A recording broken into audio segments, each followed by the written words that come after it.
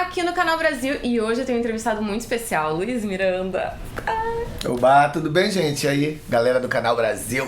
Muito obrigada por estar aqui com a gente hoje, que é um vídeo especial sobre o Dia da Consciência Negra. Então vamos falar um pouco sobre a sua trajetória, sobre a sua carreira. Bom, primeiramente você veio de uma cidade pequena, na Bahia.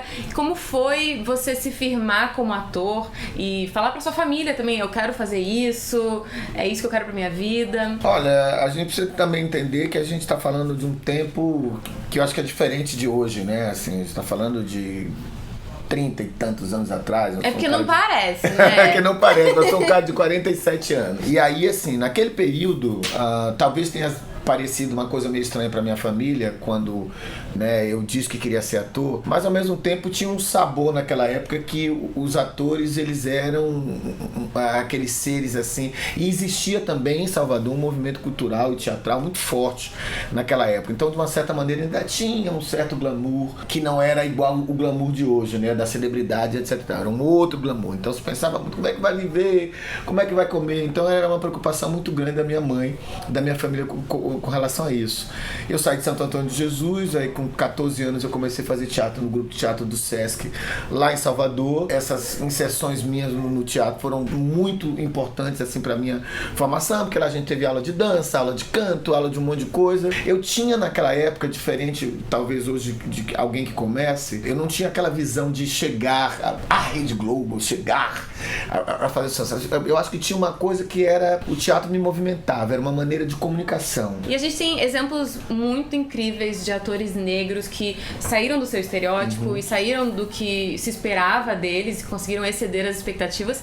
Mas aí eu queria conversar com você também sobre os realizadores negros, né? Você já trabalhou com algum realizador negro, algum diretor negro? Eu trabalho com um cara que pra mim é um dos grandes realizadores negros no Brasil, que é o Lázaro, né? O Lázaro tem uma capacidade de, além de gerir o trabalho dele como ator, ele promove e percorre outros caminhos. Escreveu livro, dirige peça. Vou fazer um filme com ele o ano que vem, que é um filme também muito interessante, que ele dirigiu a peça, né, que é o Namíbia Não, esse é o texto original, mas eu não sei como vai ficar depois o texto, o nome pro filme, mas assim, considero ele um cara perfeito. Fiz um filme também com Edson Ferreira, um cara lá do Espírito Santo, um cara muito interessante, um filme inclusive que você já deve ter visto aqui no Canal Brasil, que chama Entre Turnos. Um outro que eu trabalhei também é com Pilar, né, Antônio Pilar, que é um diretor também de Globo e filme, a gente tem projetos para fazer coisas futuras. Eu acho que de uma certa maneira a ideia desses idealizadores negros, para mim, é a ideia de pessoas que de fato se concentram e promovem o seu trabalho. Eu acho que de uma certa maneira isso não tem nunca a ver muito com a cor, porque tem muita gente bacana, de melanina acentuada, que não tem oportunidade de fazer os seus trabalhos, porque existe uma guerra muito grande no mercado. E a gente ainda vive uma coisa que é muito ruim no país, que o nosso país ainda é muito pautado nos conhecimentos, nas articulações, e não muito no talento, não muito na criatividade, não muito no direito que cada um tem de fazer o seu trabalho. Então assim, ainda acho que a gente trabalha ainda muito com freio puxado, freio de mão puxado. Então assim, as oportunidades são muito poucas. Não estou nem falando para diretores, nem para idealizadores negros, estou falando de uma maneira geral. E óbvio que essas pessoas têm uma dificuldade maior por conta de até um pouco do perfil do que vai discutir, e assim, às vezes não existe um interesse da sociedade de uma maneira geral em discutir determinados assuntos, e esses assuntos ficam complicados, né? A gente tem uma história aí, por exemplo, sei lá, vou citar o Mr. Brown, que é um exemplo de sucesso, mas é uma exceção dentro de um oásis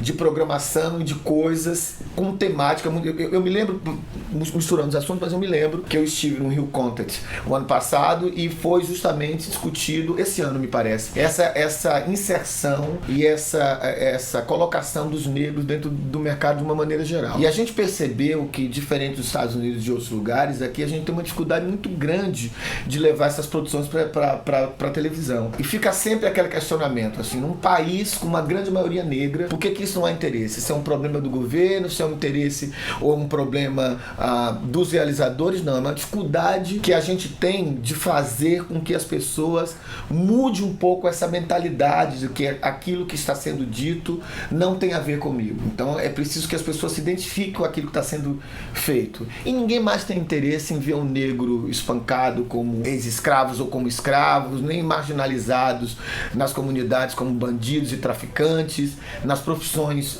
secundárias.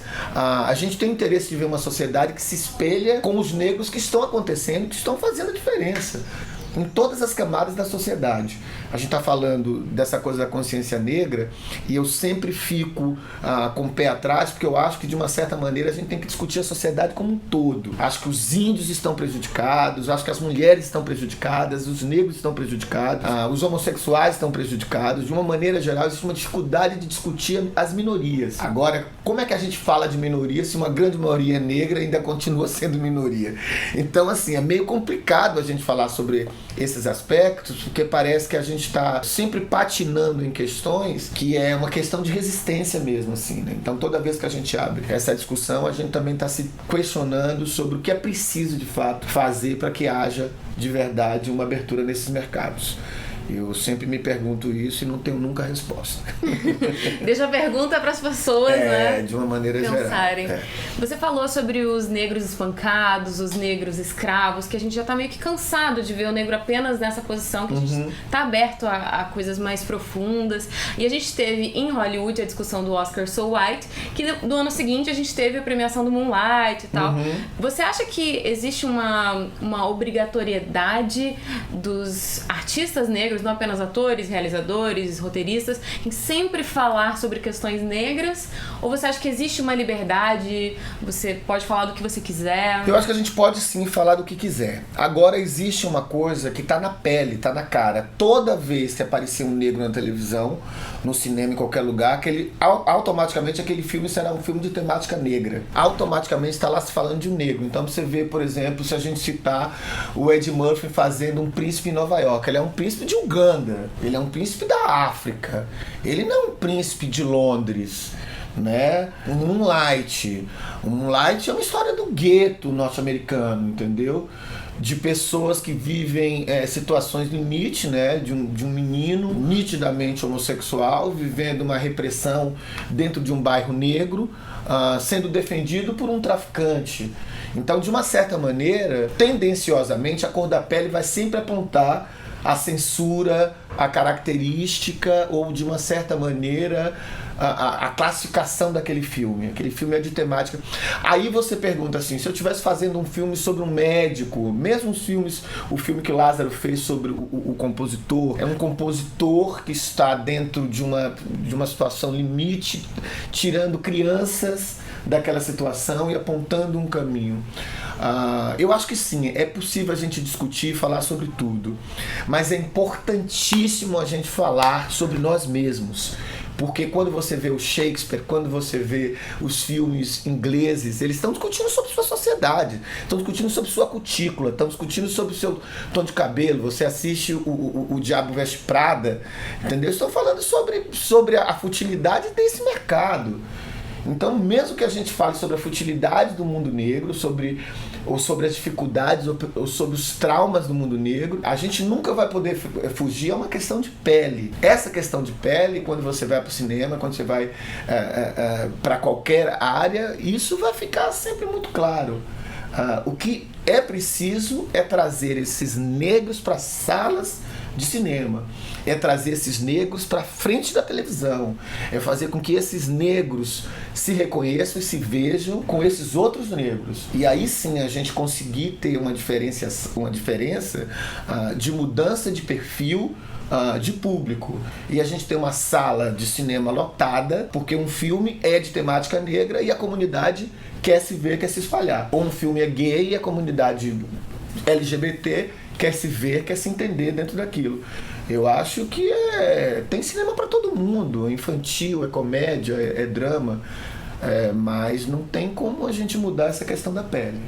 Ela sempre vai ser apontado. Aproveitando que a gente está falando sobre o público negro e se identificar, muita gente assiste o YouTube porque é uma ferramenta de divulgação gratuita e você não precisa se comprometer de entrar numa sala de cinema ou ir para um teatro, você está na sua casa, está no ônibus, às vezes vendo no celular. Então tem muita gente que pode estar assistindo o vídeo que não tem as oportunidades de ver filmes ou ver peças que tenham essa temática negra ou que tenham realizadores negros, atores negros.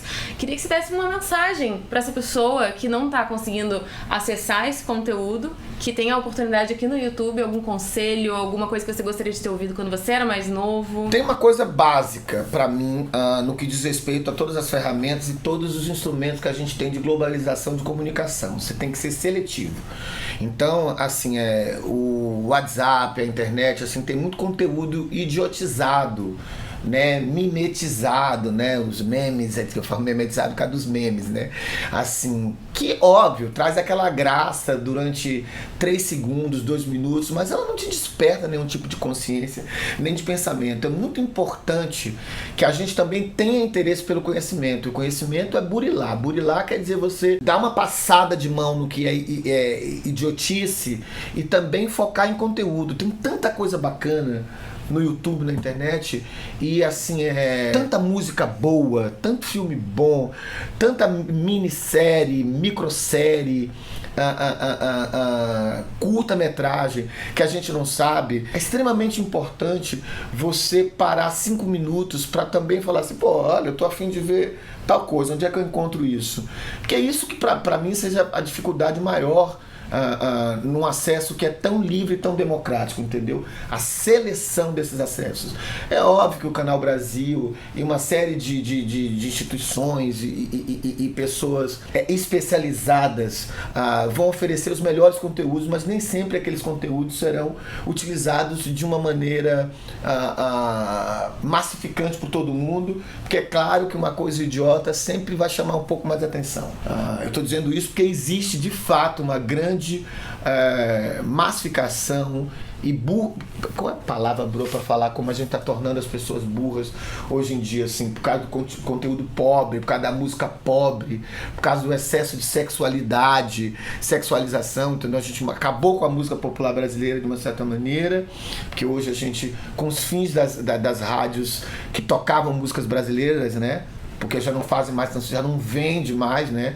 Assim, já não dá tantos posts, já não tem. Então, assim, os grandes personalidades com seguidores, com muitos seguidores, também só querem vender aquilo que são interessantes pro seu jabá, né? Vamos dizer isso.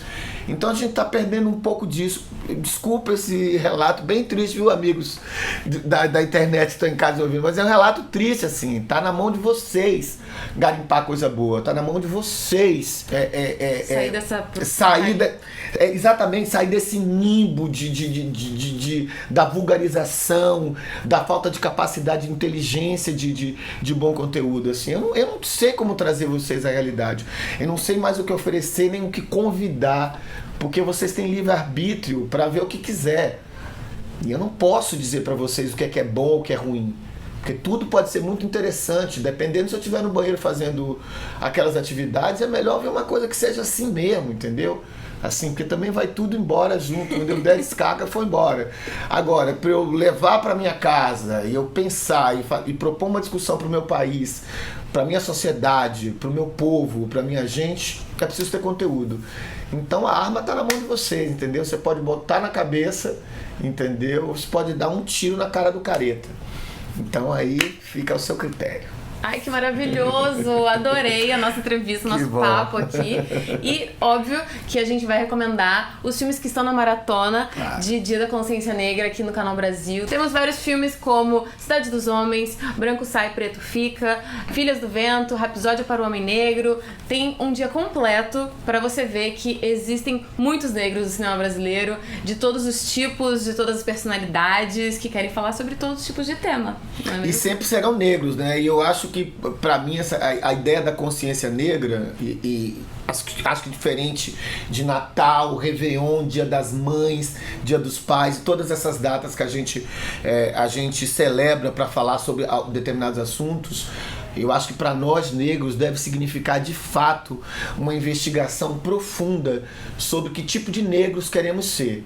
qual é essa consciência que nós negros queremos ter quando se fala sobre essa consciência que precisa ser despertada. Acho que consciência com inteligência, com postura e com determinação de chegar em lugares e poder abrir para as pessoas um panorama que é tão bacana e não deixar só que a gente seja utilizado como difusão de folclore, entendeu?